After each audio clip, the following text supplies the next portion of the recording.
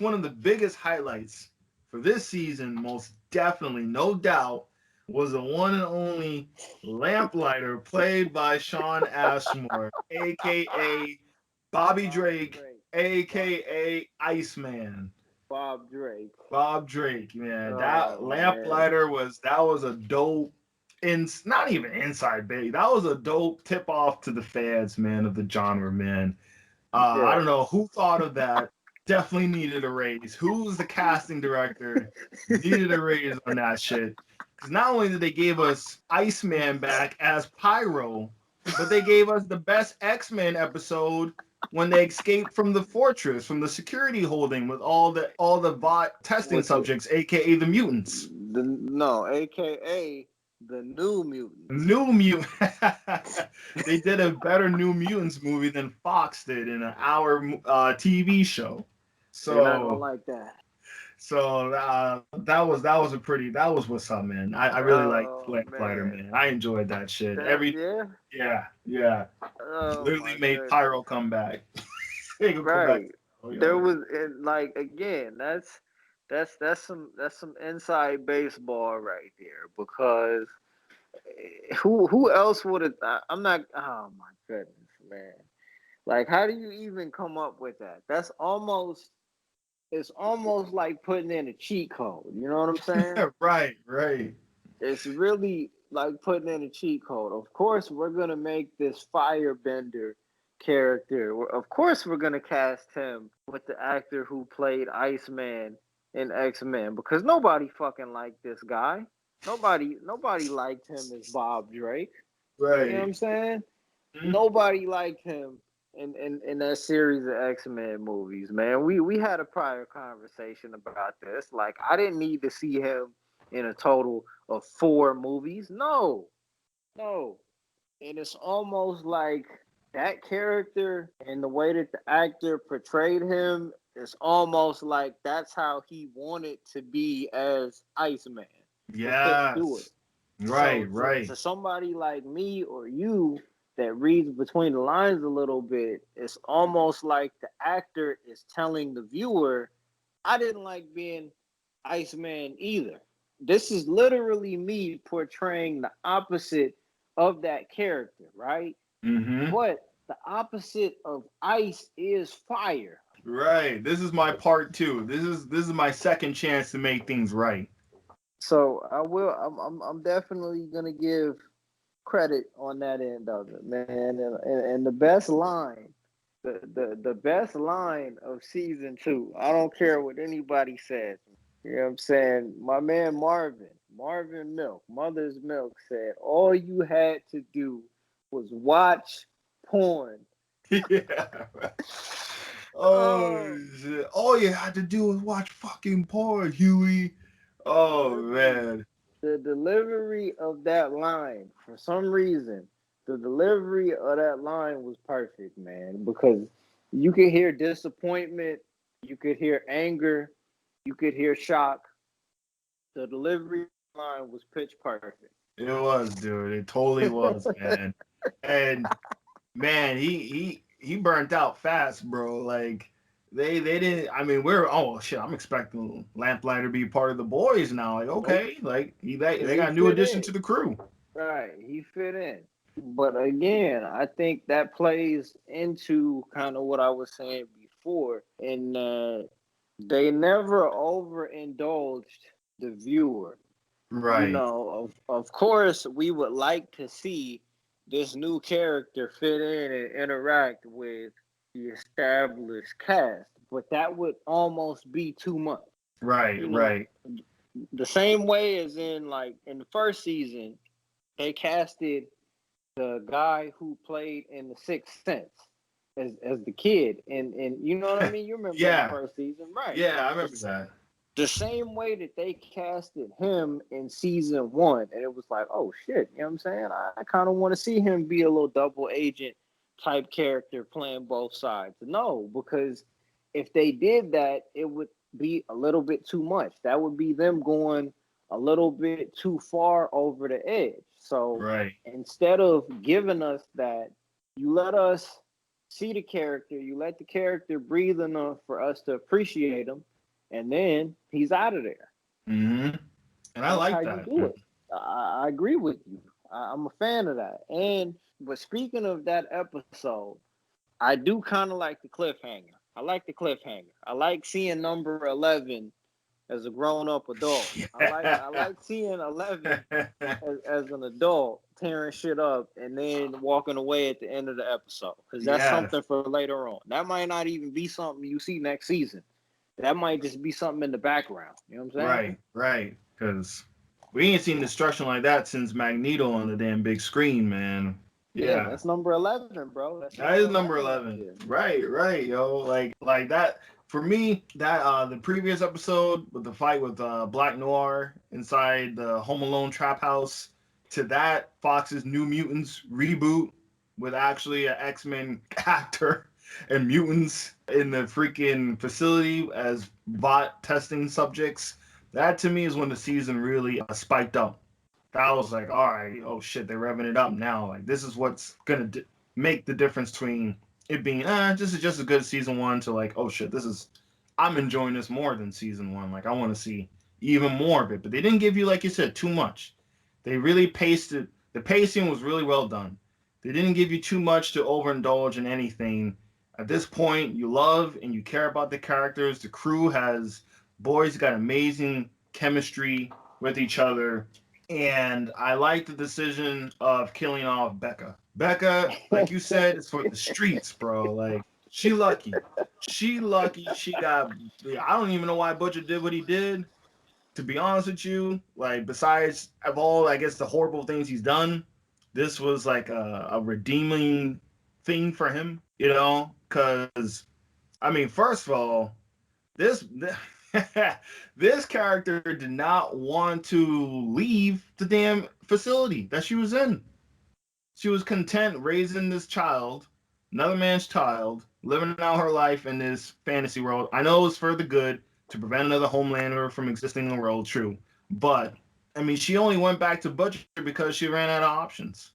You know what I'm saying? Like that Oh was like man, the last resort, bro. Like damn, like yikes! you weren't gonna just sneak out just to see me on, on my own. Like shit. Like now you come to me and like you gotta save my son. Like, well, damn, like that's all I'm good for now. So you were not a fan. Nah, I mean You were not a fan. I was getting vibes like Rick's wife from Walking Dead, man. I was getting Oh that, bro. man! I was getting those Oh vibes, bro. Like she gotta wow! go. I'm not even kidding you, Wow! yo. Like the I thing with never. Homelander, yeah, No, I was just gonna say I never thought about that, man. Go ahead, bro. quote unquote, we didn't know if she cheated, we didn't know if she was raped, whatever, but you know what I'm saying? It's questionable, but in the end, I was definitely raising another man's child, same as Rick's wife in Walking Dead, being Mm, wishy washy, saying, I want to be with you and I love you, but also gotta play to the other side as well, and mm. coming back to me as a last resort when what I'm saying, like yeah. So I was getting those vibes from her, and I was like, if she would have lived happily ever after with Butcher, there would be no more Butcher. There'd be no season 3. So Right. she had to get out of there, and they had to get rid of her only because season 3 has to happen, and there has to be further character development for other characters as well. So they ended the chapter right on her, and there's nothing more to do with her. So I'm glad she got finished by her son in this. I mean, she got killed by her son. Same thing as Walking Yeah. Dead. Man. Same thing. Yeah. And Man. you think about it. I never even would have drawn that parallel. But yeah, that is kind of interesting because the entire motivation for Billy Butcher was that he thought he was wronged by basically someone who was untouchable. He thought that it was a suicide mission. He went into trying to take him down with the full awareness that he was probably not going to make it, but did it anyway because of how strongly he loved his wife. And Right. then you learn that what you thought was going on wasn't even actually close to what was really happening on paper, right? Mm-hmm. Like that reveal in itself had me like, damn, man, she did him dirty. But my memory is a little bit hazy on season one. But did she cheat on Billy Butcher, or did what happened, did what he thought happened actually happen? Because that's where I'm a little bit confused. I'm a little murky on it too, to be honest with you. I mean, either or, whether it was forced or was it, like normal. I'm a little bit murky on it too, to be honest with you. But it is. I don't think they really painted in a clear picture, unless I was missing something. I think they did make it seem like it was obviously one way, but then upon viewing it, was it really? Like, like, I mean, maybe after what the boys like 10, 13, after 13 years or so, you can kind of, recover or have not just forgiveness, but you're on a mission to protect the world from another evil tyrant like Homelander, or evil soup. But I think she was a little bit too comfortable just to be like, I'm going to stay. Mm. In my opinion, a little bit too comfortable, not really sympathizing with Butcher. I mean, she was all that he lived for, essentially. Last 5, 10, 15, 20 years of his life, essentially, right? Mm. And for her to just be like, I'm good, I'm gonna stay here. After all the shit he went through, and to go back to him and saying, you need to save my son, promise me, save my son, after how he felt about Homelander and after how he felt about Soups. That was a big favor to ask for. Right, and he has that hatred, so man, she Butcher is a good one for that, man. And I mean, I'll here's a question for you, man. I'll put you on the spotlight. After the son Ryan killed the mom Becca, Butcher grabbed that damn crowbar, bro, and he was looking heated, man. Do you think he was gonna go after the kid on a potential suicide run to kind of end it right then and there, or do you think that he was just possibly going to recollect himself before doing anything too crazy? I think that he wanted to. I think he wanted to go after the kid, but he was reminded of the promise that he made her. Okay. But he definitely wanted to go after the kid. I just think he didn't have it in him to do it because he didn't have it in him to initially let Vaught take the kid from her. True. True.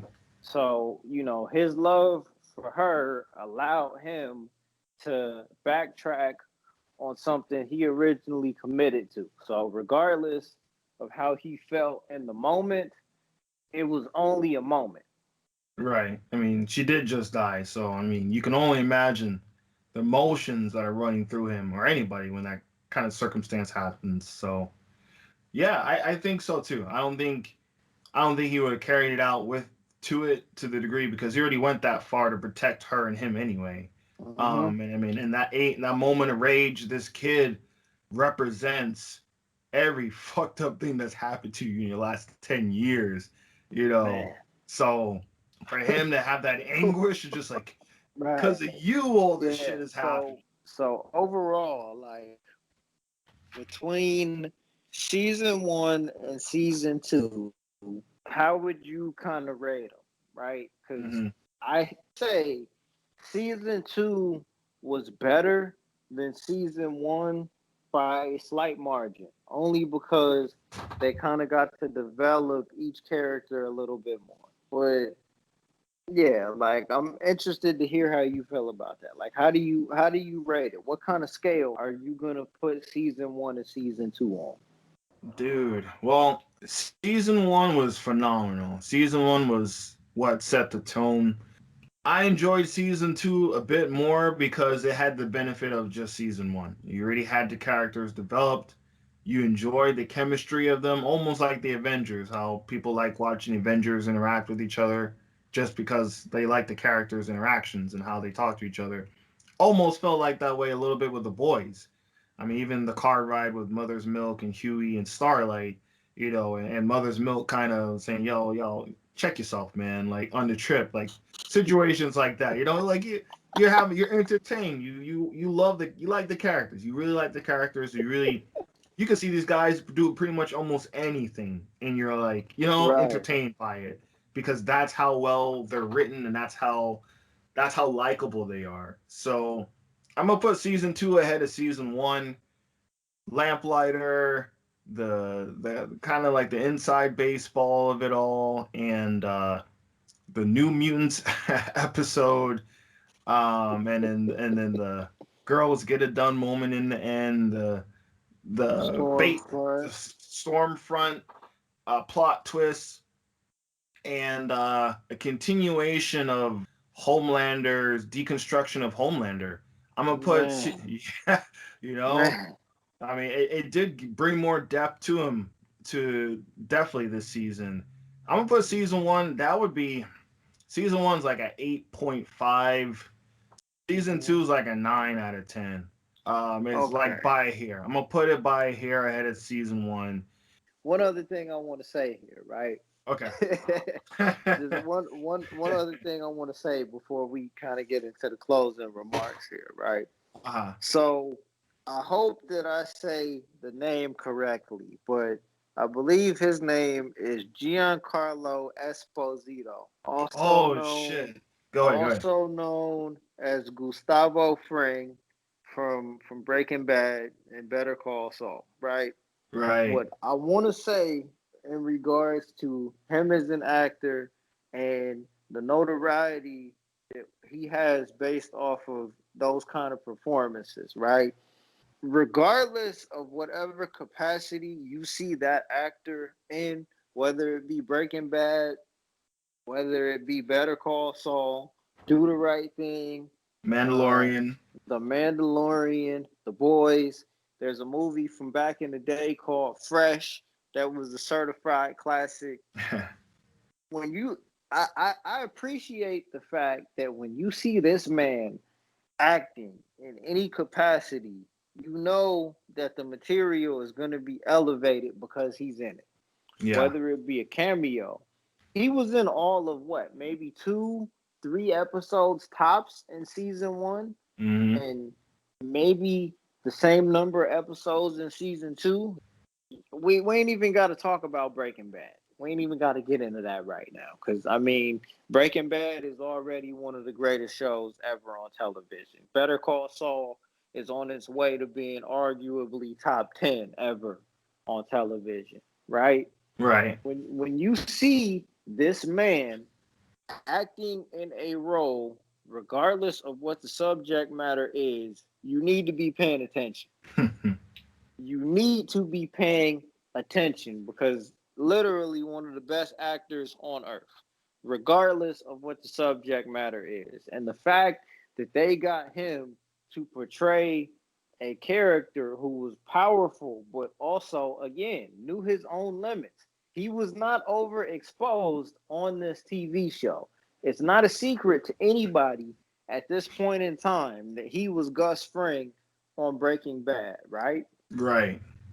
Amazon Prime could have easily went overboard and paid him to be on all 8 episodes if they wanted to, right? But they Right. even held him back. They even avoided overindulging that character to where when you see that character in season three, it's going to matter. It's going to mean something. The interaction between Homelander and Billy Butcher, the two of them Whew. only the two of them only made eye contact with each other. If I'm not mistaken, the two of them only had one scene together in season two, right? And that was Right. during the finale. So Yeah, I that believe so. Yep. so that tension that you kind of referenced when we first began this conversation was a fleeting moment. It was only a small moment out of the entire season, but it still meant it still mattered to where when you seen it, you didn't want to take your eyes off of the TV screen. It That does. matters. Those kind of things matter in terms of storytelling and exposure and all of the things that make you want to continue watching a TV show. The execution on the boys is top notch. I agree with everything that you said. I would shade slightly season two over season one, but season one was damn good TV, and season two was even better TV. And Sincerely looking forward to season 3. For sure, man. And with the quality of the show and the rate that it's going, I hope it doesn't go the Walking Dead route. There's Yeah. already a spinoff confirmed about Soups in high school. That worries me a little bit. I mean, if they have the same writers and they can kind of give it the same care and attention as the main series, all right, we'll see. But I don't want this to be milked to death. I think this thing has 2 more seasons tops. Wrap everything up. Wrap up Bot and wrap up Homelander. Give everyone their due. Whoever needs to go needs to go. Make it memorable, make it good, keep the quality, and end it with the 4 seasons before it loses that strength. It loses that quality when you go 5, 6, and then you have 2 spinoffs. And all I mean, I get it. It's business, it's marketing, it's profits, it's getting people's eyes on Amazon Prime. But in the end, you do that Walking Dead route, it could hurt your brand more so than just leaving on a high note in the end. Hmm. You I know, agree. not every big storyline in a comic book or source material needs to be transferred over on television or the movies. Sometimes it's best left on print. And on that note, let us know what y'all think about The Boys season 2 and what y'all would like to see happen in the future. We out of here. On to the next one.